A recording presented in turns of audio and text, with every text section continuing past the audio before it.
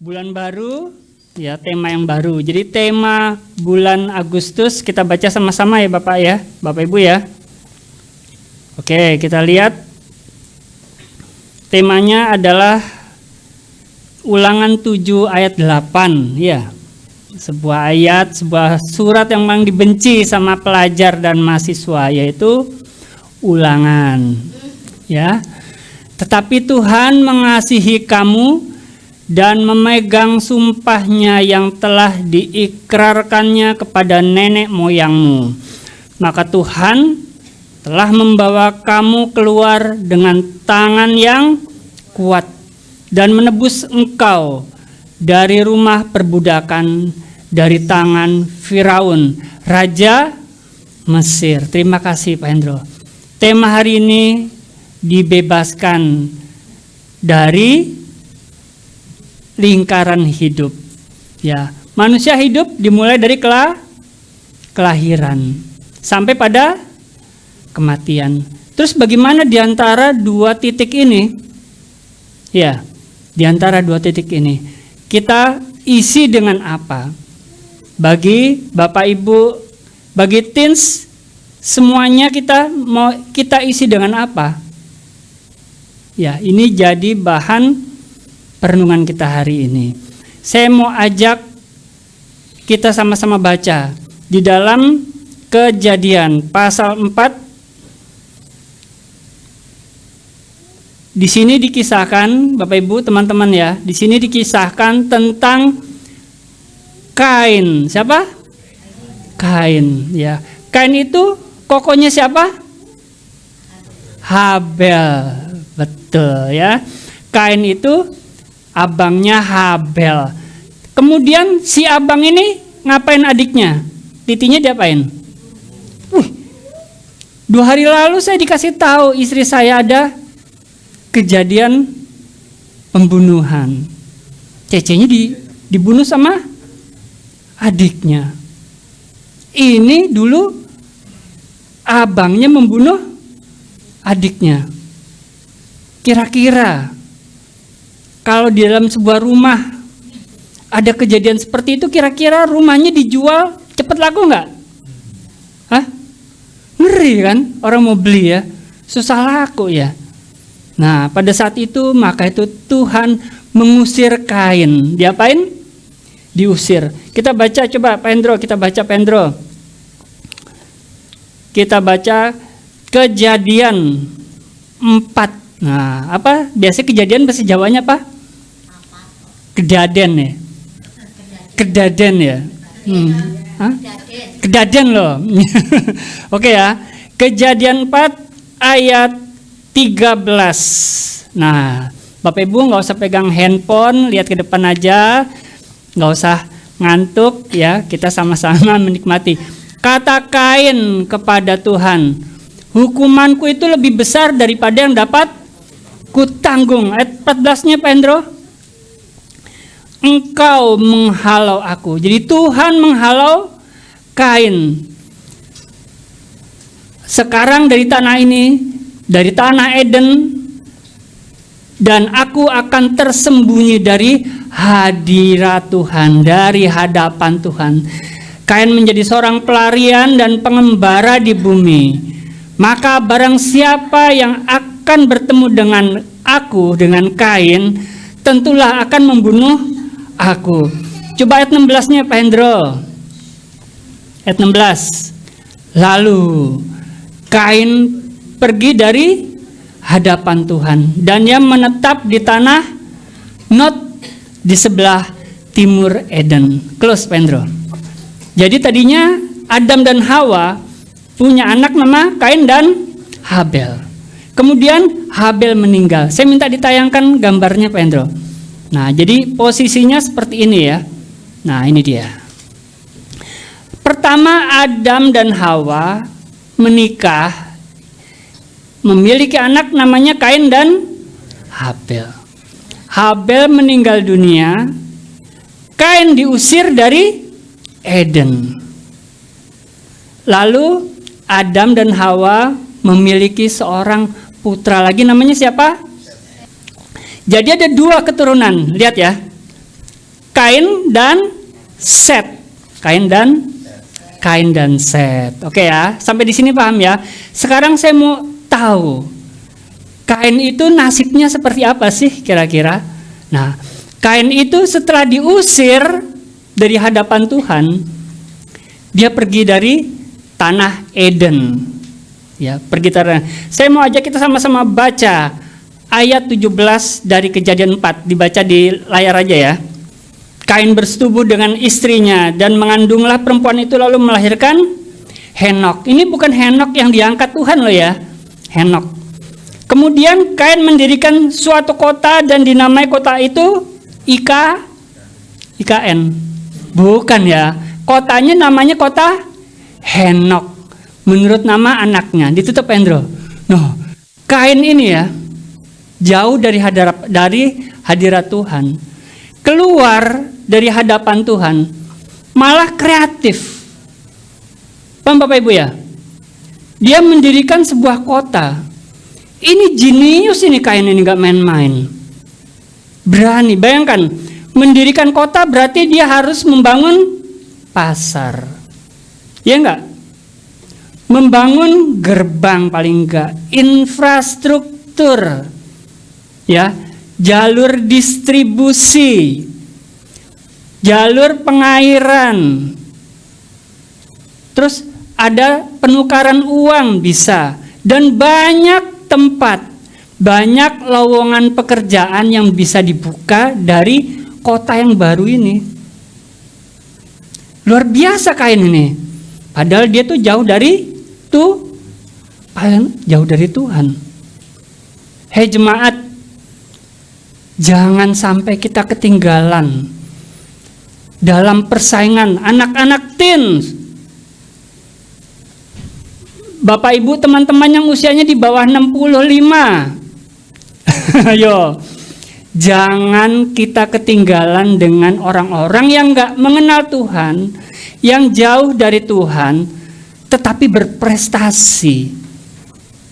Nah, ayo Bapak Ibu yang punya putra-putri, mulai doktrin putra-putri Anda. Yang punya saudara, kakak, adik, ayo. Tadi saya dengar cucu dari Bapak Gideon. Dia dari SD. Sama mamanya saya tanya, kamu cita-citanya apa? Aku mau cita-cita dokter bedah. SMP kelas 1 Bapak Ibu. Terus loh, kamu kok langsung dokter bedah? Kalau dokter bedah itu harus di Inggris saya bilang. Karena nomor 1 di dunia itu di Inggris. Betul Pak, di Harvard. Wih, di Harvard. Loh sampai tahu loh jurusannya. Loh serius? Iya, tadinya saya mau kuliah. Ini dari SD, dia punya cita-cita. Saya mau masuk jurusan metalurgi. Tahu gak Bapak Ibu metalurgi itu apa? Itu teknik tentang metal, besi ya Pak Zul ya, tentang besi. Jadi kalau Bapak Ibu lihat roket keluar angkasa, kenapa nggak hancur? Nah itu tekniknya dari metalurgi. S2-nya masuk nanoteknologi. Terus saya tanya, loh kenapa kamu nggak mau diteruskan lari ke metalurgi? Ya karena saya anak IPA. Loh nggak apa-apa, metalurgi kan anak IPA. Saya punya sahabat putrinya juga metalurgi ITS. Saya bilang, loh ITS sudah buka, bukannya cuma ada di UG, hanya ada di ITB. Wih, anak SD sudah searching jurusan kuliah S2. Saya mau kita anak-anak di sini teens, anak-anak yang masih kuliah, bahkan yang sudah lulus SMA pun, yang bekerja pun, jangan mau kalah. Apa Bapak Ibu? Jangan mau kalah. Kalau yang ibu-ibu, bapak-bapak yang sudah usia 65 ke atas, 66, kita kasih respect. Mereka sudah struggle sampai sejauh ini. Tetapi yang 65 ke bawah ini loh, ayo, Henok ini loh. Henok ini diusir, malah berjuang keras karena dia merasa sendirian, gak disertai Tuhan. Dia membangun kota. Luar biasa Henok ini. Siapa bilang Henok jelek, jahat? Bagus ini Henoh ini. Henoh lagi. Emosi. Kain ini luar biasa ini. Jenius, pinter ini. Kita lihat ya. Karena kota pasti membutuhkan banyak tenaga kerja, ya enggak? Tapi di sini saya lihat anaknya Kain namanya Henoh dilahirkan ketika Henoh berumur berapa? Ada gak angka di sini? Ayat tadi Pendro ditampilkan lagi. Kain bersetubuh dengan istrinya dan mengandunglah perempuan itu lalu melahirkan Henoh. Loh, Kain ini umur berapa punya Henoh? Gak ada yang tahu, gak penting umurnya. Yang penting dia mendirikan sebuah kota. Ayat selanjutnya Hendro. Bagi Henoh lahirlah Irat. Irat memperanakan Henuyael. Henuyael memperanakan Metusael dan Metusael memperanakan Lameh. Gak butuh catatan tentang usia. Saya menduga secara kuat keturunannya Kain ini karena dimendirikan kota pasti dia mengatur administrasi kotanya juga. Gak perlu ditulis umur. Ya, jadi semuanya mulai Andi, Kesia, Melani, Dita, semuanya. Umur itu gak penting. Ya, yang penting adalah kontribusi. Yang penting adalah sumbangsih buat sesama.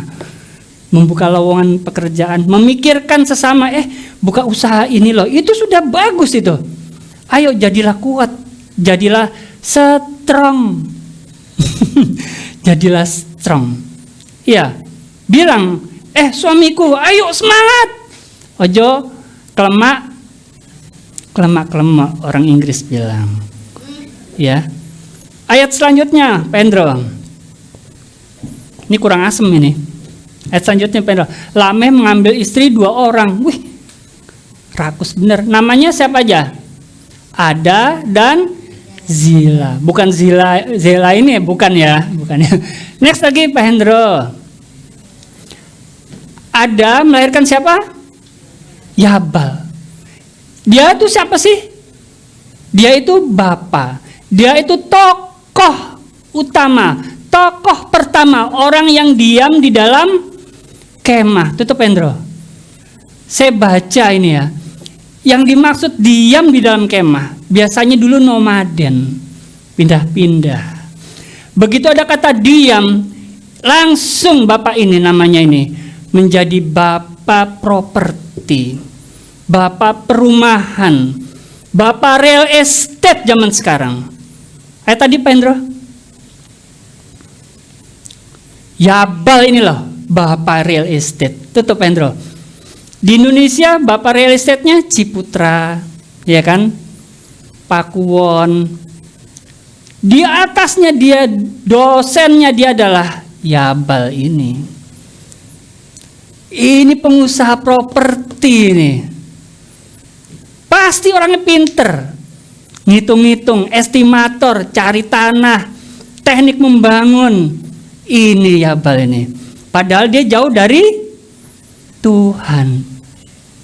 Ayo Bapak Ibu bangun. Saya mau jemaat kita di sini berapapun umur kita. Ayo. Sama-sama kita jangan mau ketinggalan dalam prestasi, dalam kontribusi, dalam mengasihi, dalam membangun, dalam memotivasi sesama, dalam mendoakan. Ayo. Ya Bapak Ibu ya, paham ya? Kita bangun. Ayat yang tadi Pendro. Berdiam dalam kemah dan memelihara ternak. Tutup Pendro. Habel menggembalakan kambing. Tapi Habel ini selain raja properti, dia juga memelihara ternak. Arti bahasa asli memeliharanya di sini adalah mengusahakan, mengembangbiakan. Di sini ada research development di sini. Wah, jenis ini saya kawinkan dengan ini akan menghasilkan spesies yang lebih unggul apa enggak? Ini orang dalam teknologi pertanian ini. Pinter ini orang ini. Yabal ini. Bapak Ibu paham ya maksud saya ya? arti memelihara hewan ini, memelihara ternak. Ini keturunan dari Kain. Tadi Pendro, nama adiknya adalah Yubal. Dia yang menjadi bapa, dia yang menjadi tokoh penemu apa? Orang yang memainkan kecapi dan suling. Ini musikus. Dalam sejarah Eropa, peradaban teknologi, mulai teknologi perbintangan, teknologi kesehatan, itu berbanding lurus dengan perkembangan seni. Terbukti itu empiris. Seni lukis, seni musik, maka itu lagu-lagu klasik sampai sekarang masih bisa didengar dengan enak dengan orkestra. Lukisan-lukisan zaman dulu yang abad-abad pertengahan harganya triliun karena begitu bagusnya. Demikian juga dengan ini. Saya percaya pada saat itu peradabannya sudah bagus, sudah istimewa. Sampai ditulis dia itu menemukan alat musik kecapi dan suling. Gak main-main ini musikus ini. Ya. Selanjutnya Pendro, Zila melahirkan anak yaitu Tubal Kain. Siapa dia? Dia tokoh utama pertama, tukang tembaga dan tukang besi. Itu tuh Pendro. Tahu gak Bapak Ibu tukang tembaga dan besi? Ini zaman sekarang ini metalurgi, nanoteknologi yang dipakai SpaceX, dipakai NASA, dipakai Eurospace. Ini selain itu peradabannya mereka bisa membuat alat-alat pertanian Tubal Kain ini. Selain itu dia bisa membuat senjata. Ini hebat orang ini. Saya yakin orang ini tidak malas. Malas gak kalau orang ini kira-kira? Enggak malas. Dia mau berpanas-panas dengan api. Dia mau mengeluarkan tenaga memukul-mukul. Ini adalah keturunan dari Kain. Ada umur-umurnya gak tadi? Nggak ada, nggak penting. Orang sampai lupa, umurnya berapa ya? Nggak tahu, tapi dia pinter. Dia penemu teknik metalurgi. Dia penemu dunia properti. Dia penemu teknik peternakan. Wah, hebat. Sekarang kita beralih ke Set. Tadi kan Kain. Ini Set. Adik paling kecil dari Kain. Saya baca ayat 25 Pendro. Adam bersetubuh pula dengan istrinya, lalu perempuan itu melahirkan seorang anak laki-laki dan menamainya Set, sebab katanya, Allah telah mengaruniakan kepadaku anak yang lain sebagai ganti Habel, sebab Kain telah membunuhnya. Ayat selanjutnya, lahirlah seorang anak laki-laki bagi Set juga, dan anak itu dinamai Enos. Waktu itulah orang mulai memanggil nama Tuhan. Nah, keturunan Enos ini rohani.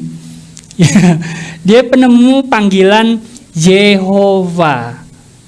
Ya, ini Yehova. Ditulis di dalam bahasa Ibrani-nya. Dia memanggil Tuhan dengan nama Yehova pertama kali. Jadi Kain jauh dari hadirat Tuhan, gak menemukan kata Tuhan, gak mencari Tuhan, tapi prestasinya banyak. Nah, sekarang yang istilahnya lebih rohani ini loh, Set. Sekarang saya ajak kita sama-sama baca Kejadian 5 ayat 1, Pendro. Inilah daftar keturunan Adam. Pada waktu manusia diciptakan oleh Allah, dibuatnyalah dia menurut rupa, menurut gambar dan rupa, wajahnya dan karakternya sama seperti Allah. Laki-laki dan perempuan diciptakannya mereka. Ia memberkati mereka dan memberikan nama manusia kepada mereka pada waktu mereka diciptakan. Setelah Adam hidup 130 tahun loh, ditulis usianya. Ia memperanakan seorang anak laki-laki menurut rupa dan gambar siapa? Adam. Gambar rupa Adam. Mirip Adam rek loh. Kok nggak mirip sama Tuhan? Paham Bapak Ibu ya? Mungkin kita nggak mirip secara fisik dengan Tuhan. Mungkin kita nggak mirip secara karakter dengan Tuhan. Tapi marilah kita menjadikan Bapa Tuhan Yesus sebagai Bapa kita. Orang tua kita mungkin punya kebiasaan baik, puji Tuhan. Tapi orang tua kita juga punya kebiasaan yang tidak baik. Mari kita gunakan figur Tuhan sebagai orang tua kita. Jadinya karakter Tuhanlah yang turun di dalam DNA kita. Ayo katakan sama-sama, saya adalah anak Tuhan. Aku memiliki karakter Tuhan. Oke ya. Sekarang tadi sudah itu ayat 5 apa Endro? Adam mencapai umur 930 tahun lalu ia mati. Setelah Set hidup 105 tahun ia memperanakan Enos. Set masih hidup 807 tahun setelah ia memperanakan Enos. Dia memperanakan anak laki dan perempuan. Jadi Set mencapai umur 912 tahun lalu ia mati. Lahir, punya umur, mati. Lahir, punya umur, mati. Lahir, punya umur, mati. Ayat selanjutnya, ayat 11, ayat 12. Setelah Kenan hidup 70 tahun ia memperanakan Mahalel, dan Kenan masih hidup 840 tahun setelah ia memperanakan Mahalel. Ia memperanakan anak-anak laki-laki dan perempuan. Jadi Kenan mencapai umur 910 tahun lalu ia mati. Mana prestasinya ini? Ada gak orang-orang yang mencari Tuhan cuma dicatat apa? Lahir, beranak, mati. Lahir, beranak, mati. Mana kontribusinya? Mana perbuatan kasihnya? Lagi, sikat terus. Ayat 18 Pak Endro. Setelah Yared hidup 162 tahun, ia memperanakan Henoh. Yared masih hidup 800 tahun setelah memperanakan Henoh, dan ia memperanakan anak-anak lelaki dan perempuan. Jadi Yared mencapai umur 942 tahun lalu ia mati. Saudara senang gak? Bapak Ibu senang gak? Jika punya teman, punya sahabat, punya saudara, punya keluarga. Ayo, di dalam hidupnya cuma masuk di rumah, makan, minum, besoknya berangkat kerja, cuma gitu aja. Nggak ada tindakan kasih, nggak ada prestasi. Gimana? Ya kalau misalnya begitu toh, jadi kayak vampir, ya nggak? Seneng nggak Bapak Ibu punya anggota keluarga kayak gitu? Nggak seneng kan? Coba Bapak Ibu punya anggota keluarga, di rumah dia punya prestasi. Prestasinya apa? Oh, dia punya prestasi di kantor, dapat penghargaan, disayang sama bosnya. Bangga gak Bapak Ibu? Bangga. Ini prestasinya apa? Oh, turunan gereja. Prestasinya tidur di gereja. Prestasinya apa? Biasanya tempat pinjam uang. Loh, kalau Bapak Ibu punya teman prestasinya kayak gitu, kira-kira menghindar nggak? Iya. Ini notabene orang-orang yang mirip serupa dengan Tuhan awalnya. Sekarang ayat ke tadi 20 ya. Yared mencapai umur 962 tahun lalu ia mati. Lalu Henoh hidup 65 tahun memperanakan Metusalah. Akhirnya di dalam ayat ke-24 Metusalah memiliki anak Henoh, dan Henoh hidup bergaul dengan Allah. Lalu ia tidak ada lagi sebab ia telah diangkat oleh Allah. Ayat 27 Pendro. Jadi Metusalah mencapai umur 900, wah banyak benar, 969 tahun lalu ia mati.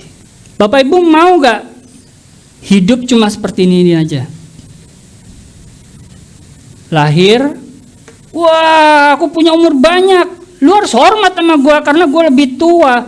Tapi tidak ada prestasi, tapi tidak ada tindakan kasih, tapi nggak pernah melayani, tapi nggak pernah mendoakan orang lain. Ayo Bapak Ibu, hari ini ada 2 tawaran. Satu Kain, satu keturunan Set. Bapak Ibu mau serius yang mana? Yang mencari Tuhan sampai diangkat tetapi tidak melakukan apa-apa? Hanya 1 orang ini loh, Henokh ini loh. Tapi yang lain ini loh cuma hidup lahir mati, hidup lahir mati. Atau di sini penuh dengan prestasi, ya, tetapi tidak menemukan Tuhan. Bapak Ibu mau yang mana? Seluruh jemaat Tosofkana harus menggabungkan Kain dan Set ini. Pencari Tuhan iya, berprestasi iya, berumur panjang juga iya. Paham Bapak Ibu ya? Ayo kita sama-sama. Jangan kita hidup dengan istilahnya hidup menunggu mati. Ada gak orang punya istilah kayak gitu? Hidup pasrah cuma menunggu mati, menunggu dipanggil Tuhan. Jangan ya. Kalau saya lihat Bapak Ibu di sini yang di atas 65 aja masih fight istilahnya, masih semangat. Sekarang di bawah 65 nih kok apa? Ayolah, bangunlah. Ibadah semangat. Jangan ngantuk. Ibadah kok ngantuk. Aneh. Ya, kita semangat mencari Tuhan, semangat melayani dan berprestasi di luar sana. Pasti kita semua bangga. Wah, anak teens ini berprestasi ini, anak teens berprestasi ini, gereja anak berprestasi ini. Kayak gitu ya. Kita kemarin dengar Dev itu dapat juara 1 aja udah kita ikut bangga. Niken dapat nilainya salah satu yang tertinggi. Ya kita bangga, ya kan? Maka itu ayo sama-sama tangi. Ya, tangi. Dijawil, tangi. Kiri kanannya jawil, tangi. Ayo berprestasi dan mencari Tuhan. Oke, Bapak Ibu mau? Mau. Kalau misalnya selama ini pulang dari gereja, ngapain luntang-lantung? Jangan. Ibu ini kok nggak kelihatan hari ini, Bapak ini di WhatsApp. Iya Bapak Ibu ya. Kalau doa juga, Tuhan berkati keuanganku, Tuhan berkati kesehatanku, Tuhan berkati aku loh. Terus mendoakan orang lainnya kapan? Iya. Doakan juga. Saya percaya Tuhan dan melihat itu sebagai sebuah prestasi buat kita. Amin Bapak Ibu ya. Oke. Saya mau kita semuanya bangkit. Jangan cuma tergila-gila dengan Tuhan saja. Jangan cuma tergila-gila dengan achievement prestasi saja. Tapi kita mau kombinasi 2 hal ini. Menjadi anak Tuhan yang berprestasi, yang menjadi berkat buat sesama, yang bisa dibanggakan, dan anak Tuhan yang menjadi pencari, pengejar Tuhan. Itu adalah jemaat House of Kana. Oke, Tuhan Yesus memberkati. Bapak Ibu dapat sesuatu hari ini? Oke ya, Tuhan Yesus memberkati.